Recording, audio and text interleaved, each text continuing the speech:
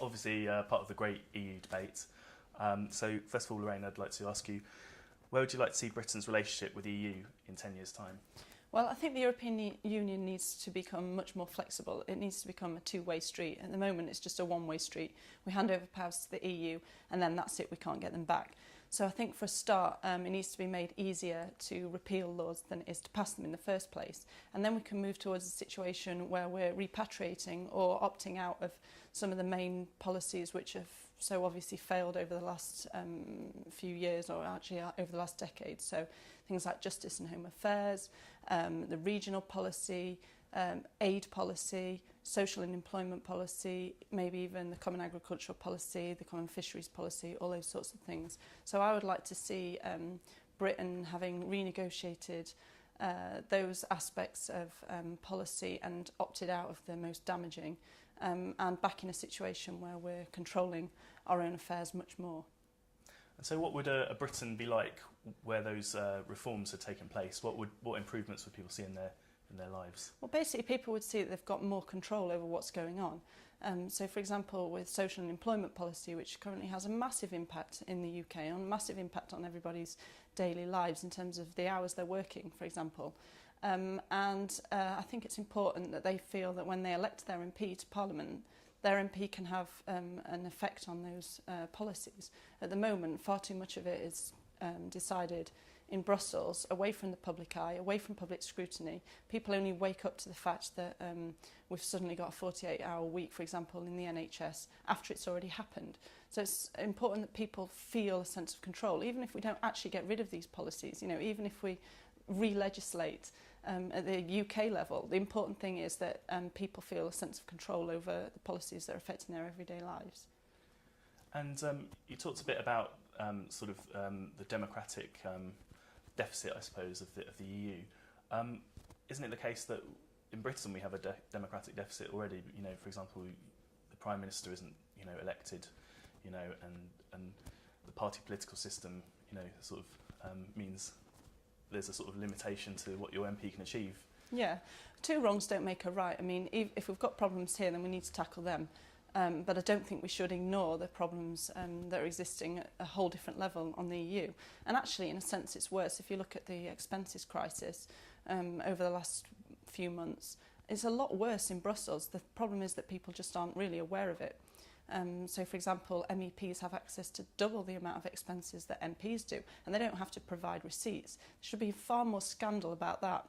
And because it's happening in foreign cities and out of the public eye, people just don't prioritise that as an element of reform. But actually, the European Union is now a second layer of governance in the UK. So it's very, very important that we tackle that as well as the UK problem. And you talked about social policy earlier, and some people would argue, surely, that European social policy being a good thing, in terms of, paternity and maternity rights, workers' rights. What would you say to that? Absolutely. I mean, some of these rules we need and want, but the problem is we've never had a debate about whether or not they should be regulated in this way. And the real question is where you regulate it. As I said before, if we regulate things at the UK level, then people have much more control over it. So if we did bring back social and employment policy from the EU, if we repatriated that, it doesn't mean necessarily getting rid of all the kind of laws that people may well be in favour of. It means bringing them back to UK control where we can adapt them to our own economic circumstances. And I think that's very, very important from both a democratic and a kind of practical and economic perspective. Excellent. What other positive benefits would people see from your vision of the EU in 10 years' time? Well, I think it's, on the one hand, it's all about democracy, really. It's about making decisions at a level that's much closer to people through the UK Parliament as opposed to through the European Union. It probably is also going to mean a lot less regulation, so people are going to feel that they're less kind of burdened by constant rules coming out of the EU, because they are there. I'm talking in particular about, for example, small businesses who constantly have to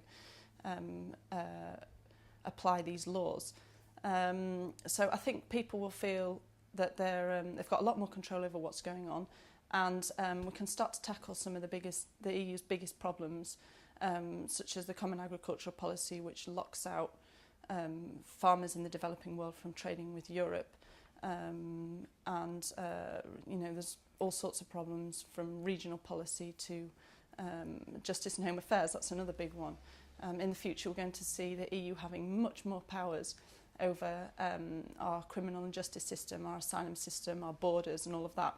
These are very, very important, sensitive issues that go right to the heart of how people feel about politics and their own lives. And I think those sorts of decisions, absolutely crucially, must be made first and foremost as close as possible to them, and that means at Westminster.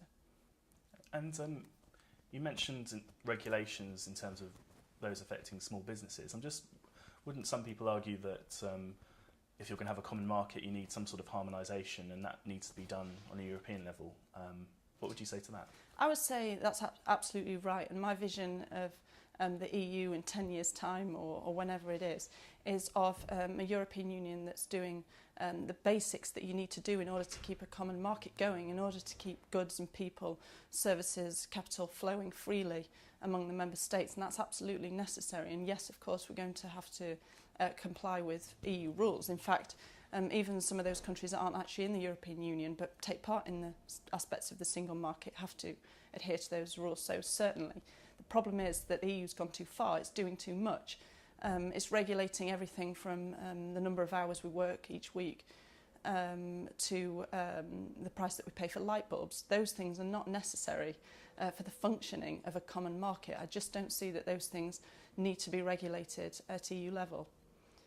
And you mentioned the Common Agricultural Policy. Given the sort of energy insecurity that we've seen, for example, and the increasing pressure on resources, isn't it wise that Europe should have some sort of agricultural and the ability to feed itself when these resources could potentially in the future become more scarce?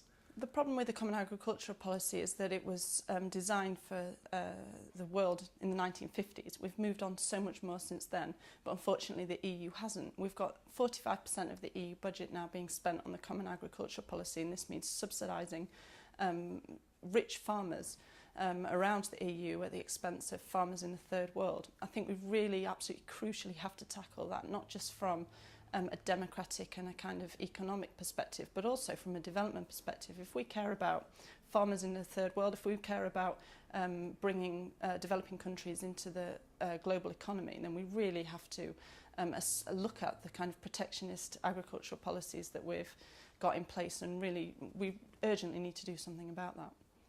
And finally, what do you think Britain's relationship with the EU will actually be like in 10 years' time?